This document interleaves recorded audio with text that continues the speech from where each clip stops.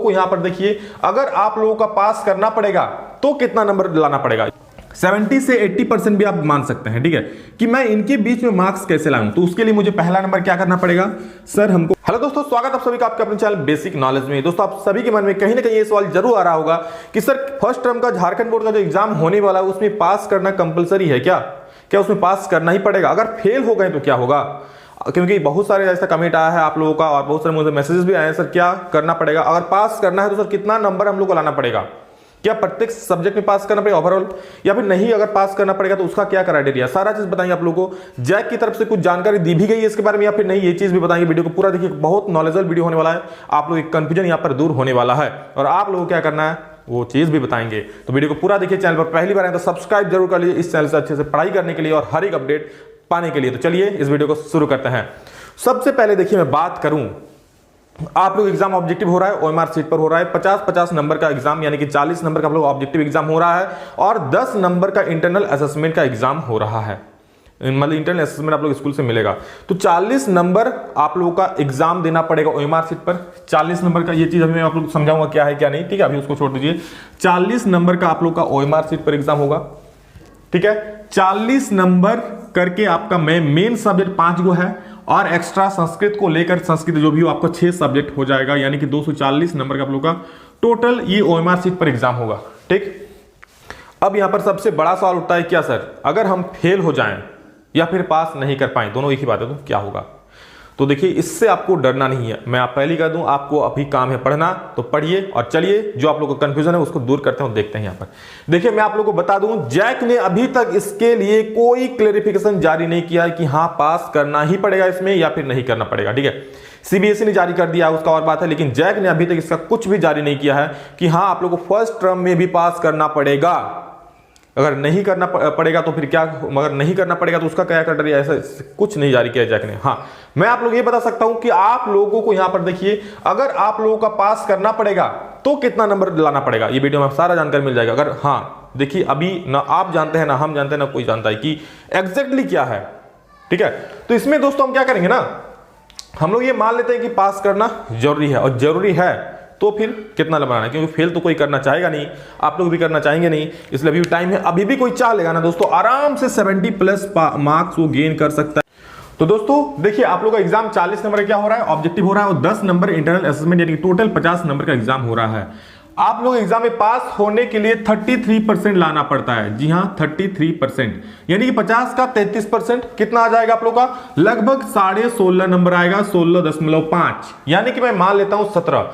तो जो विद्यार्थी 17 नंबर ला लेते हैं तो वो पास हो जाएगा। तो सर क्या हम लोग को 17 नंबर 40 में लाना पड़ेगा या 50 में ओवरऑल? तो देखिए, आप लोगों का ये 10 नंबर का इंटरनल असेसमेंट होगा, स्कूल में कम से कम 7, 8, 9, 10 से किसी को मिल जाता है। तो चलिए मैं 8 मान लेता हूं कि आप लोगों को 8 यहां मिल जाता है, ठीक। 8 यहां पर मिल जाता है तो 17 आपको लाने के लिए और कितना लाना पड़ेगा, तो 9 नंबर लाना पड़ेगा। यानी कि अगर किसी को स्कूल से इंटरनल असेसमेंट में 8 नंबर मिल जाता है तो 40 में अगर वो 9 नंबर भी लाता है ना तो वो बंदा पास हो जाएगा, वो पास हो जाए, कोई दिक्कत वाली बात नहीं है। मतलब यहां पर ओवरऑल आपका 50 में चाहे आप किधर से भी कितना भी ला रहे हैं, आपको भैया 17 लाना पड़ेगा। अगर आप 17 ला रहे हैं तो आप पास है, अगर 17 से आप कम है तो आपका फेल, अगर ऐसा नियम होता है तो फेल करने वाला, ठीक है। तो आप लोग यही मानकर चलिए अभी कि हाँ पास करना पड़ेगा। अरे पास क्या करना पड़ेगा, अच्छा नंबर लाना पड़ेगा। पास फेल के बारे में क्यों सोच रहे हैं आप लोग, अच्छा नंबर लाइए ताकि अच्छे से, और पहला मौका है ऑब्जेक्टिव एग्जाम में, आप 80 में मतलब 40 में 40 ला सकते हैं ऑब्जेक्टिव में, समझ रहे हैं। तो अब देखिए टोटल एग्जाम कितना है, टोटल सब्जेक्ट कितना है, 5 में मेन सब्जेक्ट गिर रहा हूं एक्स्ट्रा को छोड़ के, उसमें से 250 नंबर आपको 250 नंबर का एग्जाम होगा। अब बहुत सारे सवाल पूछेंगे ना कि सर फर्स्ट डिवीजन लाने के लिए कितना लाना पड़ेगा, तो अगर आप फर्स्ट डिवीजन करना चाहते हैं तो आपको 60% लाना पड़ेगा, यानी कि 250 का 60% लाना पड़ेगा, यानी कि उसका 250 का 60% 150 नंबर होता है। तो अगर किसी विद्यार्थी का 150 नंबर आता है तो वो 60% ला लेगा, यानी कि 150 नंबर आने पर वो फर्स्ट डिवीजन कर जाएगा। लेकिन 60% आना दोस्तों बहुत ही आसान है। अगर आप लोग सिर्फ मॉडल पेपर को पढ़ लेते हैं, जो प्री टेस्ट का एग्जाम हो रहा है उसको पढ़ लेते हैं तो आराम से आप लोग आ जाएगा। हाँ, लेकिन समझ के पढ़िए, ऐसा नहीं कि रट के थोड़ा क्वेश्चन घुमाएगा फिर नहीं बना पाइएगा। इसलिए समझ के पढ़िए कि हाँ क्या आप लोगों को उसमें किस टाइप का क्वेश्चन पूछा गया है, कैसे सवाल को घुमाया जा सकता है, क्या क्या फॉर्मूला उसमें यूज हुआ ये भी देख लीजिए। समझ के पढ़िए, आराम से आ जाएगा। और अच्छा करना चाहते हैं ठीक है, अभी भी आपके पास इनफ टाइम है कि आप लोग आराम से 70% गेन कर सकते हैं। मॉडल पेपर को सॉल्व कर जाइए, प्री टेस्ट का जो एग्जाम हो रहा है उसका सॉल्व कर जाइए, उसके बाद जो आपको गैस पेपर लिए हैं, ठीक है, उसका आप चैप्टर वाइज क्वेश्चंस को कर जाइएगा ना, मैं गारंटी देता हूं आपका 70 से 80% लाने से कोई नहीं रोक सकता है। अगर आप और अच्छा लाना चाहते हैं तो आप खुद से क्वेश्चंस को प्रैक्टिस कीजिए। एनसीईआरटी का जो ऑब्जेक्टिव क्वेश्चन मैं इंपॉर्टेंट वीडियो बताऊं उसको देखिए, या फिर आप खुद से क्वेश्चन निकालिए, पढ़िए, आपका आराम से 90% या 95% या 100 में 100 आप ला सकते हैं अगर इतना आप कर लेते हैं।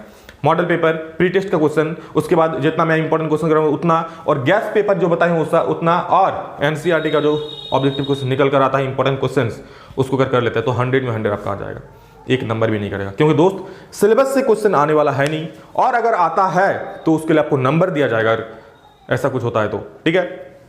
तो आप लोग अभी मेन फोकस कीजिए, पास पर फोकस नहीं करना है कि हमको पास कैसे है, आपको फोकस करना है कि मैं 70% कैसे लाऊं, ठीक है।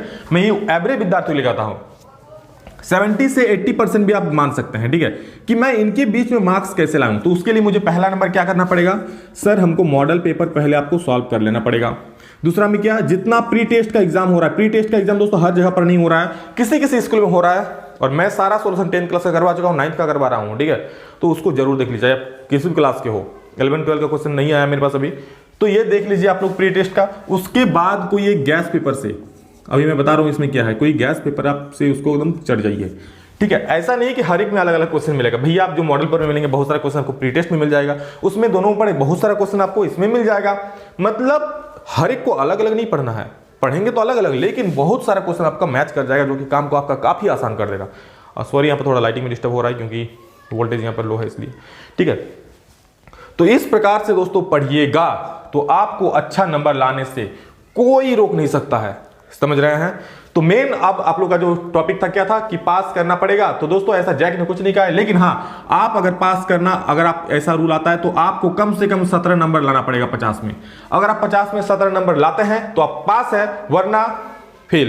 और दोस्तों अगर फेल हो जाएंगे तो फिर बहुत बड़ा दिक्कत हो जाएगा, ठीक है। अब ये जैक क्या नियम निकालते हैं इसके बारे में कि दोनों शाब्दिक परीक्षाओं को जोड़ के देखा जाएगा, या फिर एक प्रत्येक शाब्दिक परीक्षा को अलग अलग इंडिविजुअल देखेगा, हाँ इसमें पास किया है तो बच्चा पास है, अरे फर्स्ट में फेल कर गया मतलब ये बच्चा फेल, ऐसा कुछ भी अभी नहीं जारी किया गया। लेकिन आप लोग ये मानकर चलिए, हाँ हमको पास करना पड़ेगा।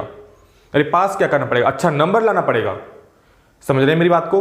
तो बस इसी तरीके से पढ़ाई कीजिए और अच्छा नंबर लाइए। हर एक दोस्तों को शेयर कर दीजिएगा।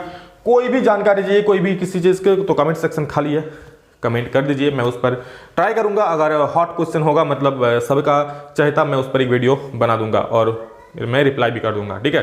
तो बस इसी तरह से पढ़िए और मेहनत कीजिए। Thank you, love you all, जय हिंद, वंदे मातरम।